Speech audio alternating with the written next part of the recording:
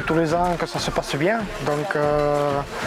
fort de toutes les expériences et de toutes les épreuves qu'on a vécues ces dernières années, on aspire un peu au calme en fait, avec toutes les péripéties qui s'est passées. Et bon, ça semble partir de bon augure, le nombre d'hospitaliers est là, les malades sont là, ils nous attendent avec impatience. Voilà, et puis chacun évidemment répond à un appel, à une invitation à se rendre auprès de cette grotte où Bernadette a eu la grâce de rencontrer la Vierge Marie. Donc que cherche chacun en venant à Lourdes, chacun trouvera sa réponse, je pense. Mais nous en tout cas, ce qu'on va faire en sorte, c'est que chacun puisse vivre une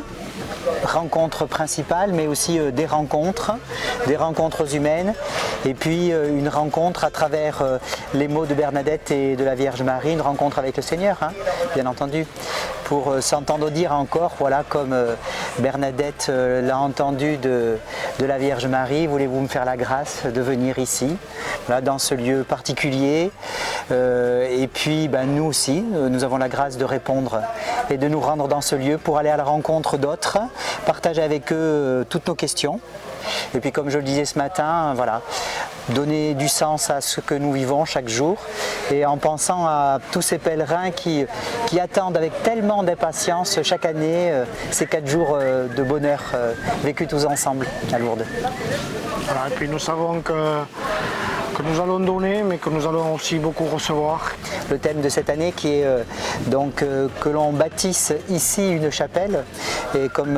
je le rappelais ce matin, bâtir une chapelle, c'est bâtir une église, c'est vrai,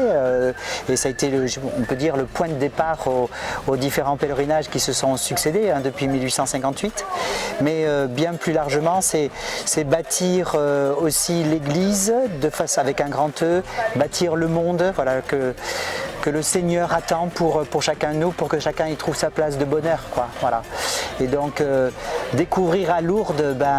la recette, si je puis dire, de cette construction, c'est de découvrir tout ce qui se cache ou qui ne paraît pas de façon évidente dans notre monde actuel, mais dans la relation des personnes à Lourdes, cette grâce de vivre des instants